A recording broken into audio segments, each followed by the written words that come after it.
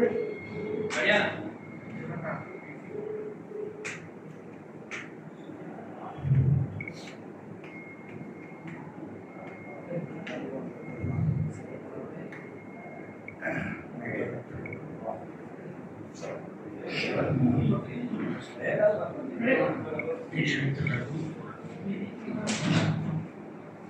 కూడా నమస్కారం తెలియజేస్తున్నాను.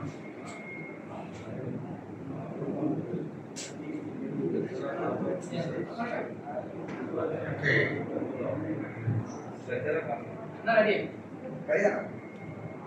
మరి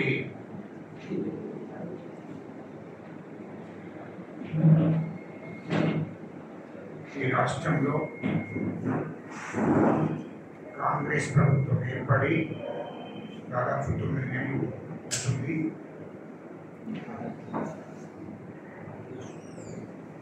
కొన్ని నెలల్లో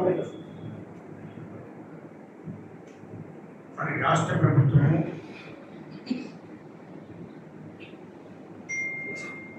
అనేక ఘన విజయాలు సాధించడం జరిగింది. స్కాములు లేనటువంటి రాష్ట్రాన్ని పునర్నిర్మాణం చేయాలని ఆ లక్ష్యంతోనే మరి రాష్ట్ర ముఖ్యమంత్రి వర్యులు ముందుకు పోతున్నారు. అది ఈ రాష్ట్రంలో ప్రజలు, మేధావులు, అన్ని వర్గాల ప్రజలు, రైతులు కూడా మరి ప్రభుత్వ తీరును చూసి చాలా సంతోషంగా ఉన్నారు. రాజకీయ పార్టీలకు మాత్రము ఆ సంతోషం లేదు. మా ముఖ్యమంత్రి గారు ప్రమాణ స్వీకారం చేసినప్పటి నుండి మరి 24 గంటలు రాష్ట్ర ప్రజల గురించే ఆలోచన చేస్తూ, పరిపాలన గురించి ఆలోచన చేస్తూ, రాష్ట్రం ఉన్నటువంటి అన్ని శాఖల అధికారులను, ప్రభుత్వ యంత్రాంగాన్ని ఎప్పుడు కూడా 24 గంటలు ప్రజల సేవలో ఉండాలని, ఇది ప్రజా పరిపాలనని మరి అధికారులకు ఆదేశాలు ఇచ్చుకుంటూ మరి పరిపాలన ముందుకు తీసుకెళ్తున్నాడు మా ముఖ్యమంత్రి రేవంత్ రెడ్డి గారు.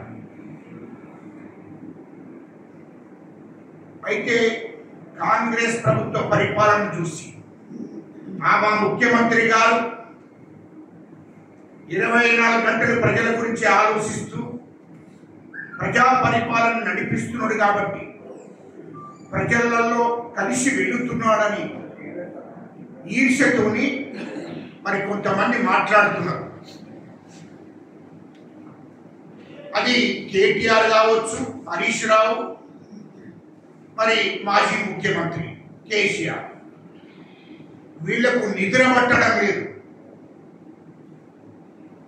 కాంగ్రెస్ ప్రభుత్వం మీద అబండాలు మోపుతున్నారు, మా ముఖ్యమంత్రి గారి మీద అబండాలు మోపుతున్నారు. అది తెలంగాణ ప్రజలందరూ కూడా గమనిస్తున్నారు. హరీష్ రావు మాట్లాడిన మాటలకు సిగ్గు అనిపిస్తుంది. హరీష్ రావు గారు, నువ్వు మాట్లాడే ముందు ఒక్కసారి 10 ఏళ్ళు వెనుకకి వెళ్ళి ఆలోచన చేయి. బీఆర్ఎస్ ప్రభుత్వం ఉన్నప్పుడు మీ మామ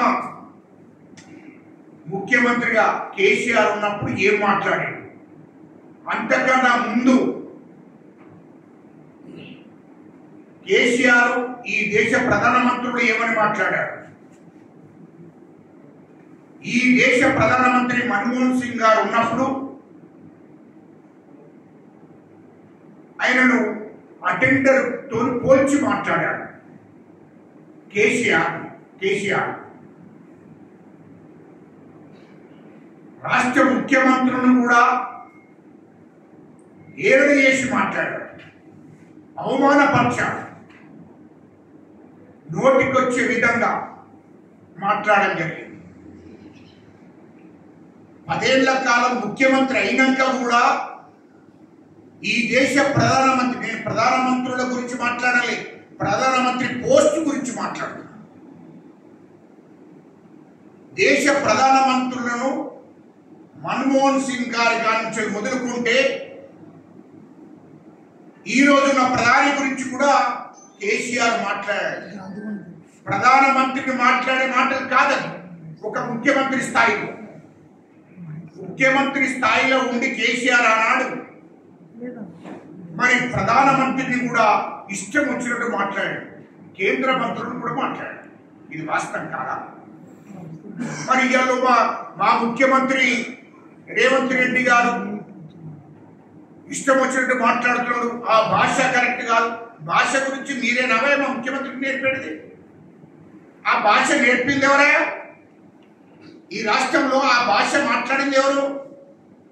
మీ మామ కేసీఆర్, నువ్వు కేటీఆర్, మీరే కదా భాషలు మాట్లాడింది మొదలు. మళ్ళీ మీరు కొత్తగా ఎవరికి నేర్పిస్తున్నారు? భాష అనేది మీరు నేర్చుకోండి మొదలు. మా ముఖ్యమంత్రి గారు కరెక్టే మాట్లాడుతున్నాడు. మాజీ ముఖ్యమంత్రి కేసీఆర్ మాట్లాడిన మాటలు వింటే గ్రామాల్లో ఉన్నటువంటి అటెండర్ కానించి మొదలుకుంటే కూలి చేసుకున్నటువంటి సోదరులు కూడా అసలు ఇట్లా మాట్లాడుతుండేని మేము మాట్లాడే మాటలు ఈ రాష్ట్ర ముఖ్యమంత్రి కేసీఆర్ ఆనాడు మాట్లాడిన మాటలు వాళ్ళు చూసి నవ్వుకున్నారు, బాధపడ్డారు. ఇదే మాటలు ఇట్లా మాట్లాడకూడదు కదా, ఇష్టం వచ్చిన భాష. పల్లెల్లో కూడా ఆ భాష మాట్లాడారు ఇప్పుడు ఈ కాలంలో. కానీ ఆ విధంగా ఆనాడు కేసీఆర్ మాట్లాడాడు, హరీష్ రావు నువ్వు మాట్లాడావు, కేటీఆర్ ఇష్టం వచ్చినట్టు మాట్లాడారు. ఇవాళ మా ముఖ్యమంత్రి గారికి నీతులు ఎప్పుడు అవసరం లేదు. మా ముఖ్యమంత్రి గారికి అన్ని విషయాలు తెలుసు. అంటే ఈ రాష్ట్రంలో మీరు మాట్లాడుతొకటి, మేము మాట్లాడుతొకట, మా ముఖ్యమంత్రి మాట్లాడుతొకట. అహంకారంతో మాట్లాడారు, దురహంకారంతో ఆనాడు కేసీఆర్ మాట్లాడాడు, నువ్వు మాట్లాడావు. అది మాకు చెప్పవలసిన అవసరం లేదు. ఇక మాట ఇస్తే కాంగ్రెస్ పార్టీ నిలబెట్టుకుంటుంది, కాంగ్రెస్ ప్రభుత్వం నిలబెట్టుకుంటుంది. ఇయలో మా కాంగ్రెస్ ప్రభుత్వం, అదేవిధంగా మా రాహుల్ గాంధీ గారు, మా సోనియా గాంధీ గారు, ఏఐసిసి అధ్యక్షులు మల్లికార్జున ఖార్గే గారు, మా ముఖ్యమంత్రి రేవంత్ రెడ్డి గారు ఇచ్చిన మాట నిలబెట్టుకుంటారు. ప్రజలకు ఇచ్చిన మాటలు నిలబెట్టుకుంటారు ఖచ్చితంగా. ఆ స్కీములన్నీ అమలు జరుగుతున్నాయి. అందులో స్కాములు కాకుండా చూసుకుంటూ అవిటి స్కీములను అమలు చేస్తున్నది. మీరు ఆనాడు స్కీములు పెట్టారు, స్కాములు జరిగాయి. కానీ మా ముఖ్యమంత్రి గారు రేవంత్ రెడ్డి గారు ప్రజల కోసమే స్కీములు పెట్టాడు. ఆ స్కీములు అమలు జరుగుతున్నాయి. దాంట్లో స్కాములు కాకుండా చూసుకుంటూ అధికారులను ఎప్పటికప్పుడు ఆదేశాలు ఇచ్చుకుంటూ అమలు చేస్తున్నాడు. అది గుర్తు పెట్టుకోండి అని చెప్తున్నా. మీకు బీఆర్ఎస్ వాళ్ళకు సిగ్గు చెరమనేది ఏమి ఉండదు. ఎందుకంటే ఈ రాష్ట్రాన్ని దోషిటోళ్ళు మీరు, 7 లక్షల కోట్లు అప్పు చేసినోళ్ళు మీరు, దాంట్లో 3 లక్షల కోట్లు దోషిన కుటుంబం మీది, కేసీఆర్ కుటుంబం. మీరు నీతులు చెప్పవలసిన అవసరం లేదు. మీ స్కాముల గురించి అన్నీ ఉన్నాయి. ఈ మా కాంగ్రెస్ ప్రభుత్వం దగ్గర, మా ముఖ్యమంత్రి గారి దగ్గర మీరు ఎన్నెన్ని స్కాములు చేశారో మొత్తం డీటెయిల్స్ ఉన్నది. అది ప్రజలకు వివరిస్తాం. ఎందుకు తొందరపడుతున్నారు? ఇంకా ముందున్నది ముసళ్ళ పండుగ, దాన్ని గుర్తుపెట్టుకోవాలని చెప్తున్నా. ఇవాళ కాంగ్రెస్ పార్టీ ఈ దేశానికి కాంగ్రెస్ పార్టీ అధ్యక్షునిగా, ఏఐసిసి అధ్యక్షునిగా మల్లికార్జున ఖార్గే దళితుడు. That is Congress party. ఇవాళ ఈ రాష్ట్ర అధ్యక్షులు పిసిసి అధ్యక్షులు మహేష్ కుమార్ గౌడ్ బీసీ నాయకుడు, అట్టడుగు వర్గాలకు సంబంధించిన మా నాయకుడు. ఇది కాంగ్రెస్ పార్టీ చరిత్ర. ఇది బీఆర్ఎస్ వాళ్ళు గుర్తుపెట్టుకోవాలి.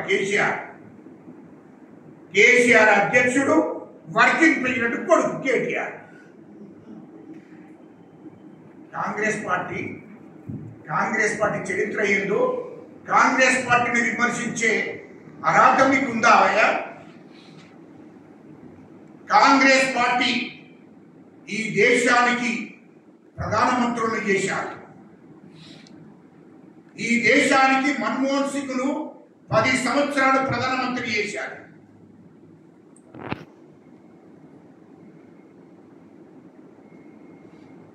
ఈ రాష్ట్ర ముఖ్యమంత్రిగా మా రేవంత్ రెడ్డి గారు, ఈ రాష్ట్ర పిసిసి అధ్యక్షునిగా మహేష్ గౌడ్ గారు. అన్ని కులాలకు, అన్ని వర్గాలకు సమాన స్థాయిని కల్పించేదే కాంగ్రెస్ పార్టీ. ఇయలో మీరు మాకు నీతులు చెప్పడం మానుకోండి అని చెప్తున్న టీఆర్ఎస్ హరీష్ రావు. మీరు మాట్లాడే ప్రతి మాట దొర అహంకారంతోనే మాట్లాడుతున్నారు. అది మానుకోవాలని చెప్తున్నా. బీజేపీకి ఆ చరిత్ర లేదు, బీఆర్ఎస్కి ఆ చరిత్ర లేదు. బీఆర్ఎస్ ఎప్పుడన్నా దళితుని ముఖ్యమంత్రి చేస్తున్నాడయా? చేసిండవే మీ కేసీఆర్ దళితుని ముఖ్యమంత్రి చేస్తారని చెప్పాడు. చేసిండా? మీకు దమ్ముంటే కేసీఆర్ను బీఆర్ఎస్ అధ్యక్షుడిగా రాజీనామా చేసి ఒక దళితుడినన్నా ఒక బీసీనన్నా అధ్యక్షుడు పెట్టున్నాయా? మీకు దమ్ముంటే బీఆర్ఎస్ మీకు నిజంగానే దళితుల మీద కానీ అణగారిన కులాల మీద కానీ మీకు చిత్తశుద్ధి ఉంటే, మీకు దమ్ముంటే కేసీఆర్ రాజీనామా చేయాల పార్టీ అధ్యక్ష పదవి. రాజీనామా చేసి దళితుల్ని ఒక అధ్యక్షుని చేయమని బీఆర్ఎస్ పార్టీకి.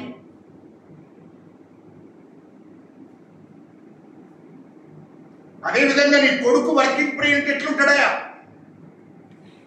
ఒక రెడ్డిని వర్కింగ్ ప్రెసిడెంట్ చేయమని దమ్ముంటే మీరు అది చెయ్యరు. ఎందుకంటే రాజ్యం మీ చేతిలో ఉండాలి. ముఖ్యమంత్రి అధ్యక్షుడు కేసీఆర్, రాష్ట్రం ఆనాడు ముఖ్యమంత్రి కేసీఆర్, మంత్రి కేటీఆర్, వర్కింగ్ ప్రెసిడెంట్ కేటీఆర్. ఇది అవయా?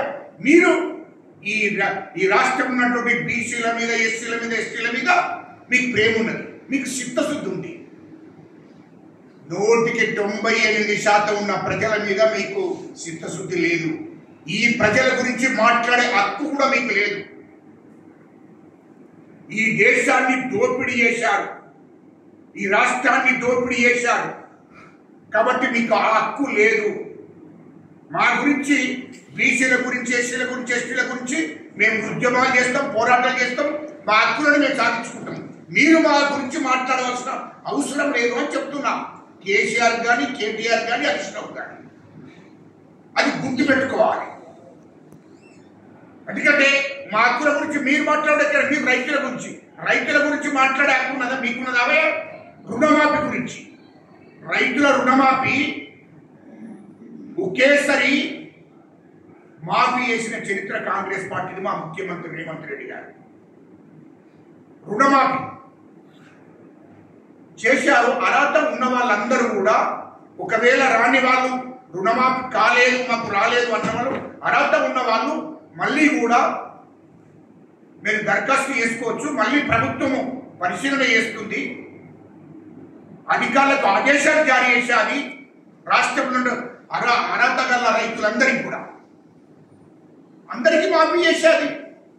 ఒకరు 3 లక్షలు, ఒకరు 5 లక్షలు, ఒకరు 10 లక్షలు తీసుకున్నారు. అవన్నీ మేము మాఫీ చేస్తానని చెప్పలేదు కదా కాంగ్రెస్ ప్రభుత్వం. మా ముఖ్యమంత్రి గారు 2 లక్షల రుణమాఫీ చేస్తున్నాడు, దానికి కట్టుబడి ఉన్నాడు, మాఫీ చేశాడు.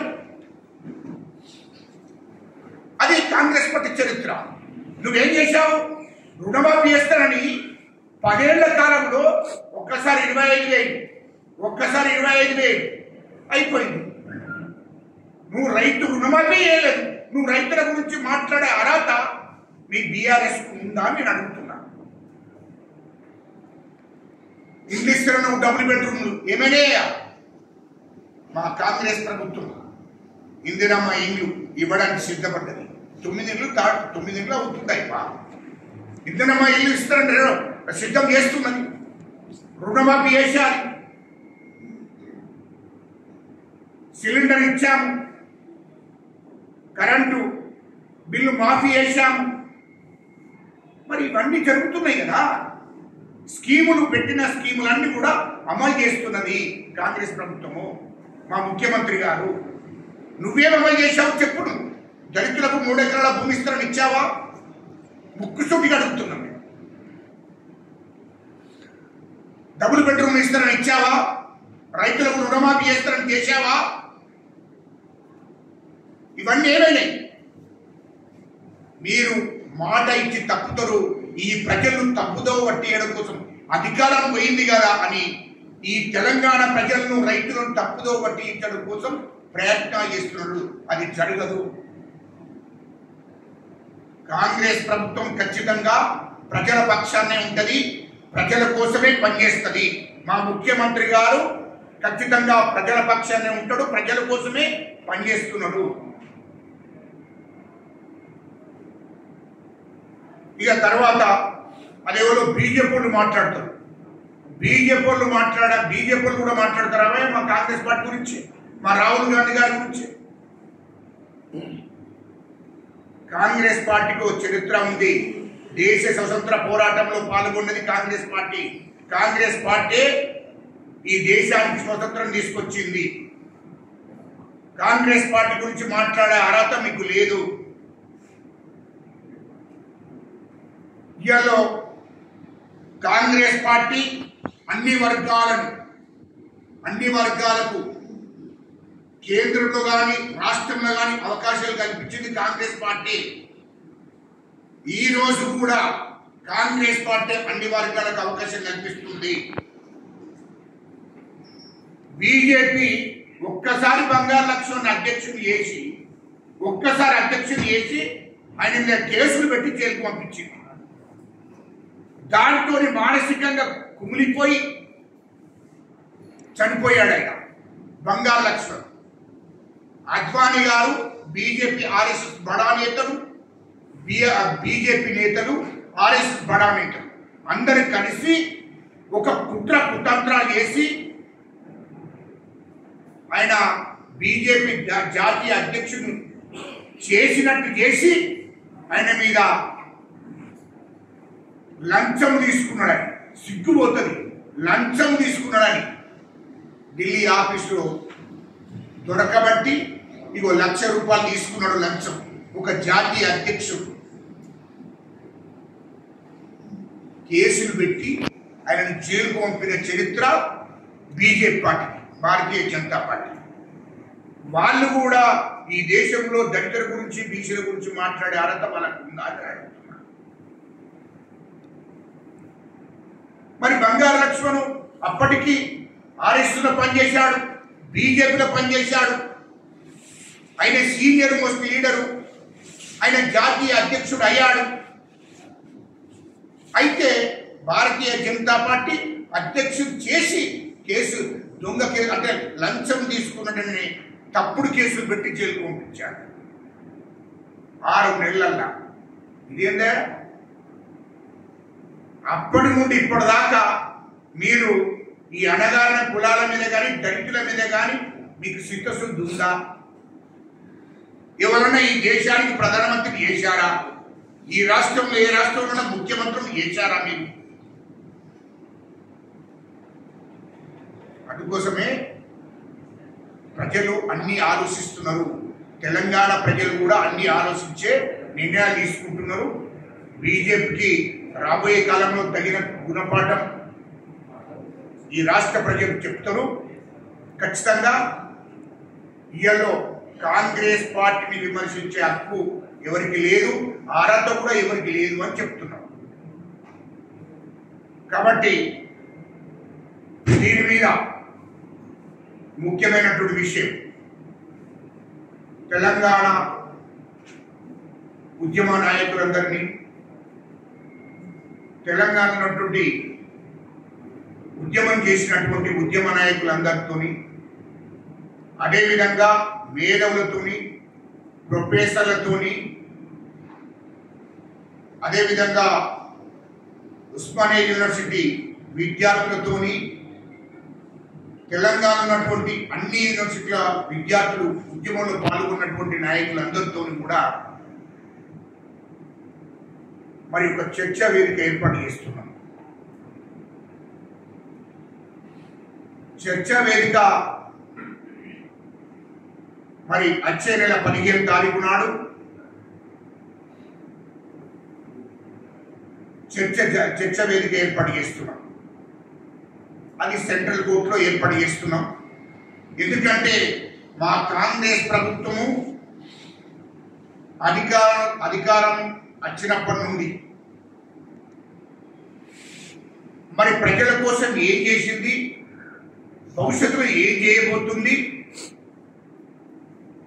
ఎన్ని స్కీములు అమలు చేశాం అనే దాని మీద,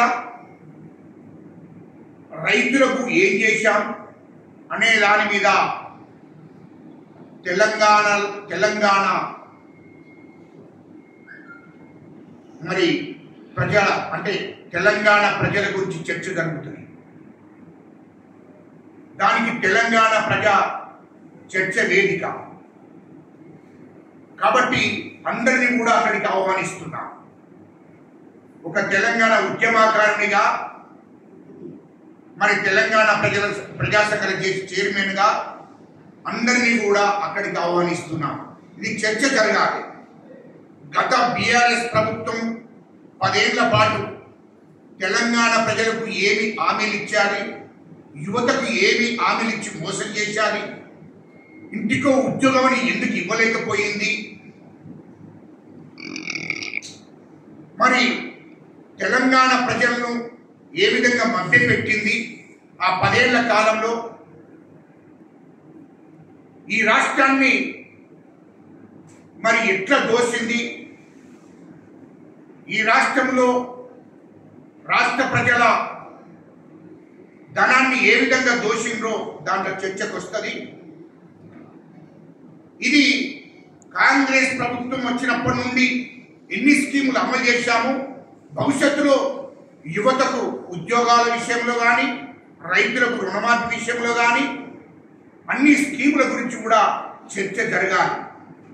ఇది ప్రజలకు తెలియజేయడం కోసమే ఈ చర్చ వేదిక ఏర్పాటు చేస్తున్నాము. కాబట్టి దాంట్లో అన్ని వర్గాలను కూడా అక్కడికి ఆహ్వానిస్తున్నాము, ఉద్యమకారులను కూడా ఆహ్వానిస్తున్నాము, విద్యార్థులను ఆహ్వానిస్తున్నాము. కాబట్టి ఇది ప్రజా చర్చ వేదికగా దానికి నామకరణ చేశాం. ఖచ్చితంగా ఆనాడు మీడియాను, మరి మేధావులను, అన్ని వర్గాల నాయకులను, ఇంటెలెక్చువల్స్ను అందరినీ కూడా అక్కడికి ఆహ్వానించి చర్చ జరుగుతుంది. ఆ చర్చతోని ప్రజల్లోకి అసలైనటువంటి విషయాలు తీసుకెళ్లడం కోసమే, వాస్తవాలు తెలంగాణ ప్రజలకు తెలియజేయడం కోసమే ఆ వేదిక ఏర్పాటు చేస్తున్నాం ఆనాడని చెప్పి ఈ సందర్భంగా నేను మీడియాకు తెలియజేస్తున్నాను.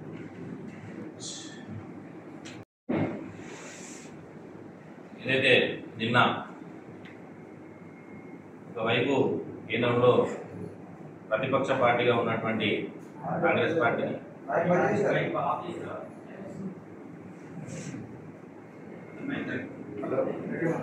హలో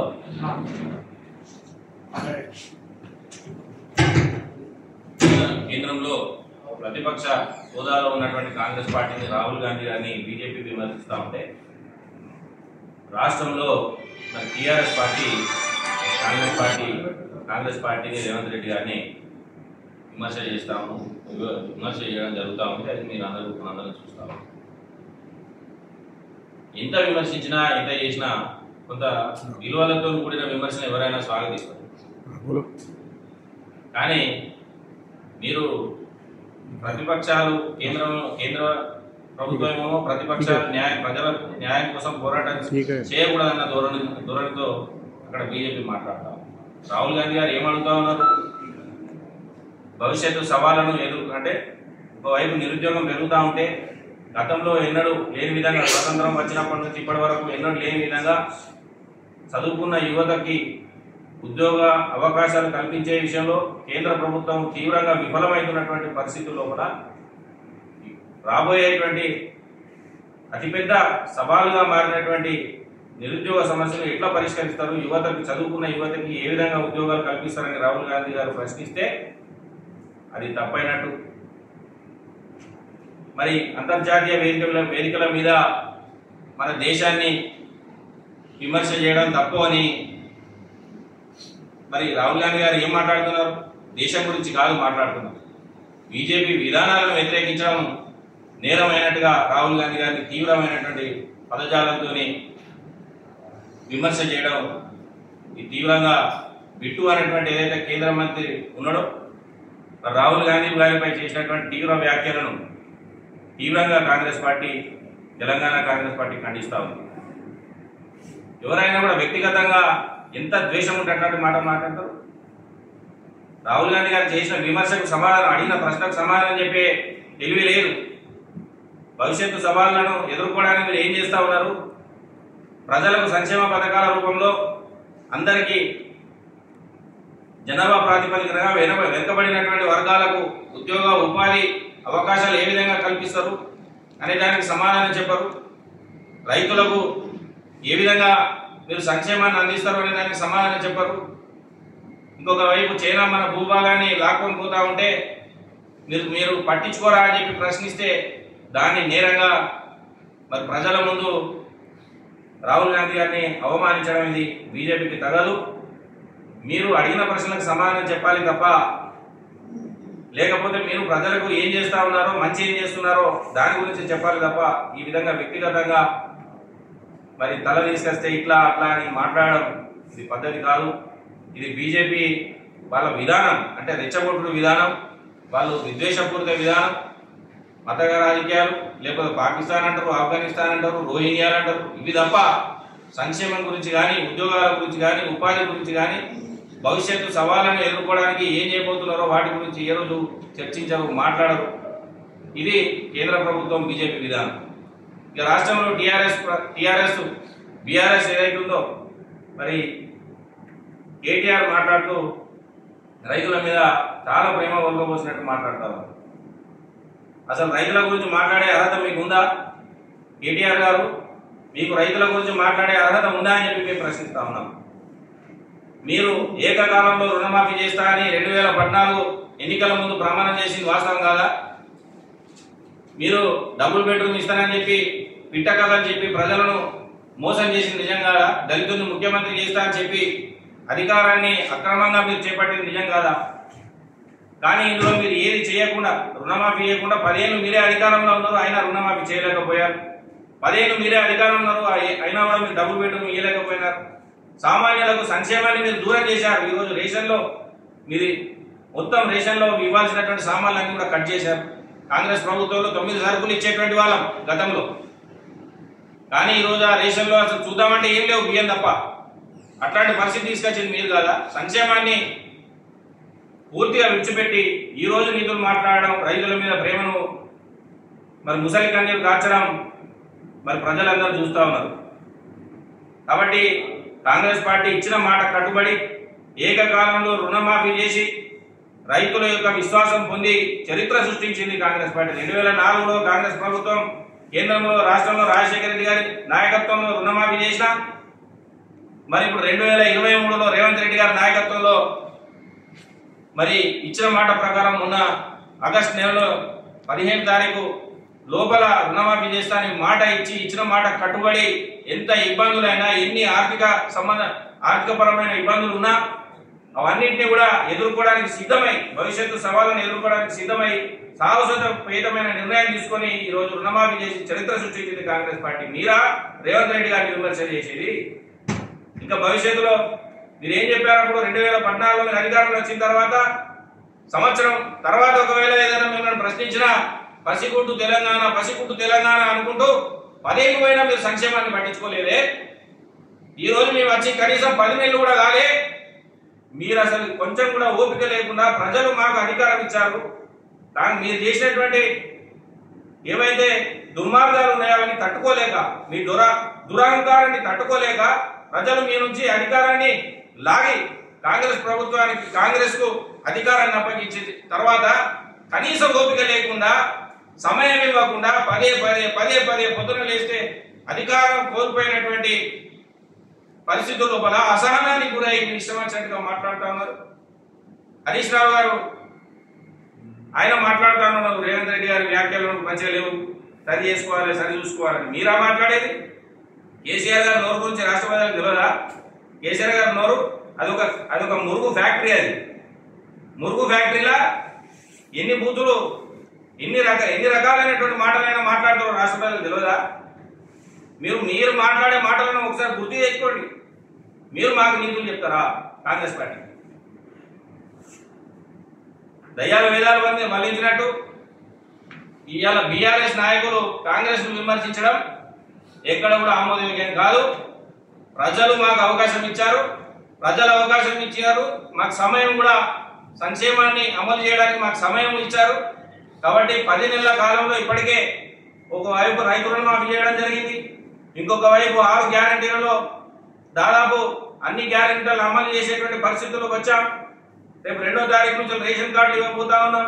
ఆ తర్వాత డబుల్ బెడ్రూమ్లకు సంబంధించినటువంటి సంక్షేమ పథకాలను అందించబోతా ఉన్నాం. ఈ 5 సంవత్సరాల కాలంలో పూర్తి స్థాయిలో ప్రజలకు సంక్షేమాన్ని అందించి ప్రజల యొక్క విశ్వాసాన్ని, వాళ్ళకి ఇచ్చిన మాటను నిలబెట్టుకునేటువంటి సత్తా సామర్థ్యం రేవంత్ రెడ్డి గారికి, మంత్రివర్గానికి ఉందని చెప్పి ఈ సందర్భంగా మేము ప్రజలకు విశ్వాసం కల్పిస్తా ఉన్నాం. మీ ద్వారా అదే మాదిరిగా సంక్షేమాన్ని అందించేటువంటి క్రమంలో ఆర్థికంగా మీరు చేసినటువంటి విధ్వంసం ఏదైతే ఉందో, మీరు ఆర్థిక వనరులుగా ఉత్పత్తులుగా ఉన్నటువంటి మరి ఉసుకెను, మట్టిని, మరి రాష్ట్రంలో ఏదైతే ఆర్థికంగా మనం నిలదొక్కుకోవడానికి అవకాశాలు ఉన్నటువంటి వాటన్నిటిని కూడా మీరు దోచుకొని మీరు మొత్తం విధ్వంసాన్ని సృష్టించి ఇలా 7 లక్షల కోట్ల అప్పులు ముందు పెట్టినా వాటిని సవాలుగా స్వీకరించి మిమ్మల్ని విమర్శించే అంత మాకు అవసరం లేదు. ఇప్పుడు ప్రజలు మాకు అధికారం ఇచ్చారు, మేము సవాళ్ళను స్వీకరించాం.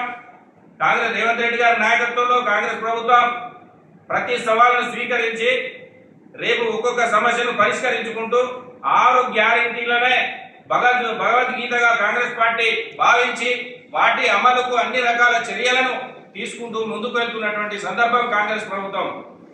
కాబట్టి రేపు మాకు విశ్వాసం ఉంది, రేవంత్ రెడ్డి గారి నాయకత్వంలో మంత్రివర్గం అంతా కూడా చక్కగా కష్టపడుతున్నటువంటి సందర్భంలో ఎలాంటి సవాళ్ళనైనా ఎదుర్కోగలిగిన సత్తా ఈరోజు కాంగ్రెస్ పార్టీకి ఉంది. ఈరోజు మీ అందరూ చూస్తా ఉన్నారు, ఈ 10 నెలల కాలంలో సుమారు 80,000 కోట్ల పెట్టుబడులను తీసుకొచ్చి రేపు భవిష్యత్తులో మరి నిరుద్యోగ సమస్యను సాధ్యమైనంత మేరకు పరిష్కరించడానికి, చదువుకున్నటువంటి యువతకి ఉద్యోగ ఉపాధి అవకాశాలు కల్పించడానికి కావాల్సినటువంటి అన్ని రకాలుగా కష్టపడతా ఉన్నారు. ఈరోజు మరి గౌరవ మంత్రివర్యులు శ్రీధర్ బాబు గారు అహర్నిశలు కష్టపడతా ఉన్నారు. యువతకు ఏ విధంగా ఉపాధి కలిగించాలనే దాని మీద ఒకవైపు ఆర్టిఫిషియల్ ఇంటెలిజెన్స్ ద్వారా ఈ దేశంలోనే హైదరాబాద్కు ఒక ప్రత్యేకమైన గుర్తింపు వచ్చే విధంగా ప్రయోగాత్మకంగా మరి మన రాష్ట్రంలోనే హైదరాబాద్లోనే ఆర్టిఫిషియల్ ఇంటెలిజెన్స్ మరి హబ్ను స్థాపించడానికి ఏర్పాట్లు జరుగుతూ ఉన్నాయి. తద్వారా అంటే చాలా మందికి ఆర్టిఫిషియల్ ఇంటెలిజెన్స్ ద్వారా ఉపాధి కోల్పోతామేమో అని కొంతమంది భయపడుతున్నటువంటి సందర్భంలో భవిష్యత్తు సవాళ్ళను ఖచ్చితంగా ఎదుర్కోవాల్సింది, అవి తప్పేటివి కావు.